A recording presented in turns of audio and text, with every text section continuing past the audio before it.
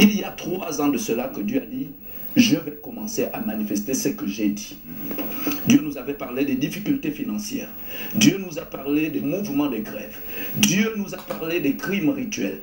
Et je suis sûr qu'il y a 3 ans, je crois que c'est votre prédécesseur, Armstrong, qui présentait l'émission. On était passé ici pour en parler. Malheureusement, beaucoup de gens pensaient que c'était des affabulations.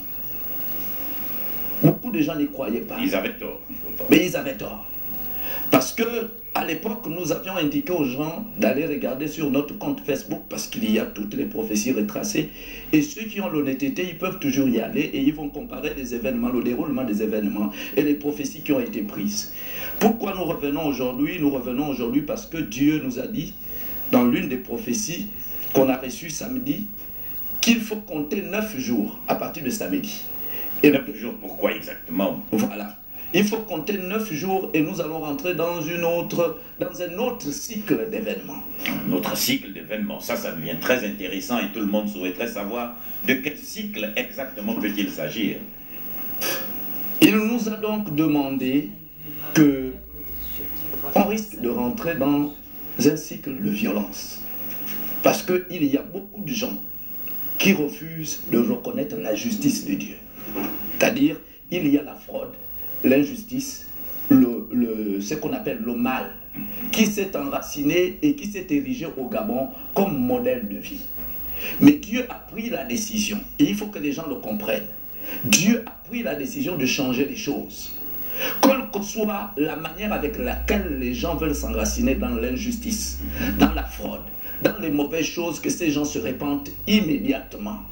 Parce qu'en vérité, le cycle dans lequel nous sommes ne peut s'arrêter que lorsque le règne de Dieu se sera installé, c'est-à-dire lorsque la justice reviendra, lorsque les gens vont changer de mentalité. Tant que les gens ne l'auront pas fait, tous ceux qui se prendront plaisir aux injustices seront confrontés devant Dieu, parce que Dieu, dans Galates 6, au verset 7, on dit, on ne se moque pas de Dieu. Ce qu'un homme aura sémé, il le récoltera. Alors c'est vous le prophète, c'est la raison pour laquelle, concernant cette question, je vais m'adresser directement à vous.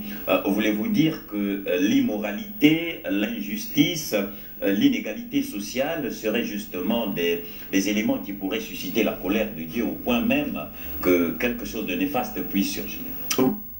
Vous savez, quand Dieu donne, par exemple dans notre pays, le pétrole, le bois, l'or, le manganèse, Dieu le donne à tout le monde, c'est-à-dire à tous ceux qui sont dans le pays.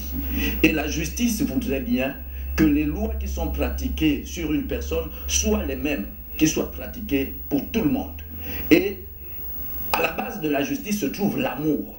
L'amour, c'est ce sentiment qui te permet de traiter l'autre comme tu te traites toi-même.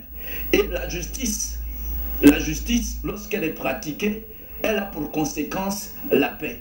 Parce que dans Proverbe 14, verset 34, on dit « La justice élève une nation et le péché en fait la honte. » Partout là où il n'y a pas de justice, il y a frustration. Et là où il y a frustration, il y a désordre. C'est pourquoi la paix est un sentiment, parce que la paix ne se décrète pas. La paix vient du fait que l'autre pense que la loi est appliquée de façon normative, c'est-à-dire de façon juste, et que le traitement qui m'a été administré, c'est un traitement juste. Pourquoi? Parce que j'ai commis telle erreur et je mérite la sanction. Et la personne ne peut accepter la sanction que lorsque une autre personne qui commet la même erreur, on l'a sanctionnée. Dès lors qu'il y a l'injustice, on ne peut plus parler de paix. Parce que la paix commence d'abord dans le cœur, avant que cette paix ne se manifeste à l'extérieur. Mais maintenant, lorsque à l'intérieur on n'a pas de paix et qu'il n'y a pas de désordre à l'extérieur, on appelle ça la maîtrise de soi. Et la maîtrise de soi a une limite. C'est pourquoi nous appelons donc à tous ceux qui habitent le Gabon, ceux qui ont pris plaisir à manifester l'injustice, d'arrêter. Parce que notre pays a besoin de paix. Et la paix véritable est d'abord un sentiment intérieur qui est différent de la maîtrise de soi. Alors, vous parlez de paix.